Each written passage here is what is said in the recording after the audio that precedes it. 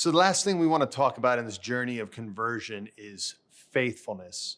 Now, faithfulness isn't so much a step as it is the goal. Coming to God in honesty in the beginning and progressing through our spiritual life. Ultimately, we want to be in a spot where not only is God being faithful to us, like we talked about yesterday, and we're able to accept that, but that we can be faithful to Him, that our relationship is one of faithfulness. Much like when you see an old couple that had been married a million years and, they're just walking together and not even saying anything, but it's a beautiful example of faithfulness. In the Old Testament, there was a king, King Naaman, and he got leprosy. And leprosy is, as far as I understand it, was really weird and nasty. Your fingers and your nose would fall off and stuff. It was gross. And so he had been hearing about, that God was healing, that God was restoring people to health. And so he asked God to heal him of this leprosy. And obviously he was desperate because at that time you'd be secluded if you had that disease. And so God told him, I want you to go to the Jordan, and I want you to go down into the Jordan, wash yourself, and then come out. And I want you to do that the next day too. And the day after that, I want you to do that 7 days in a row.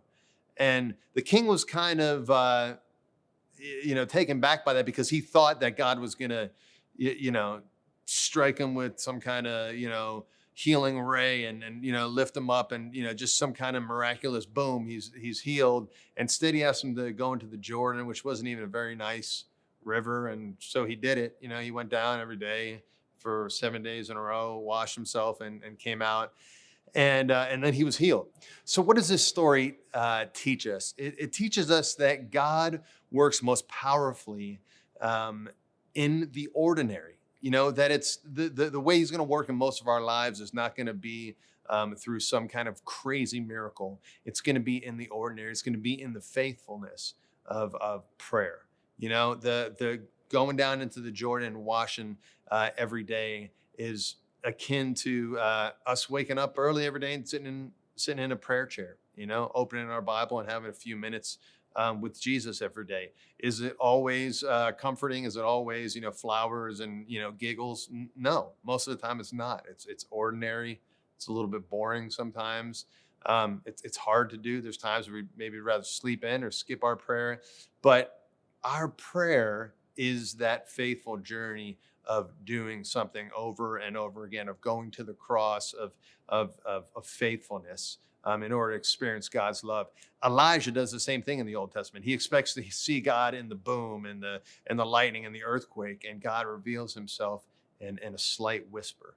And so the goal in all of this conversion is that we can get to that place where we not only feel love and experience love from God, but we choose love in being faithful in our journey with Christ.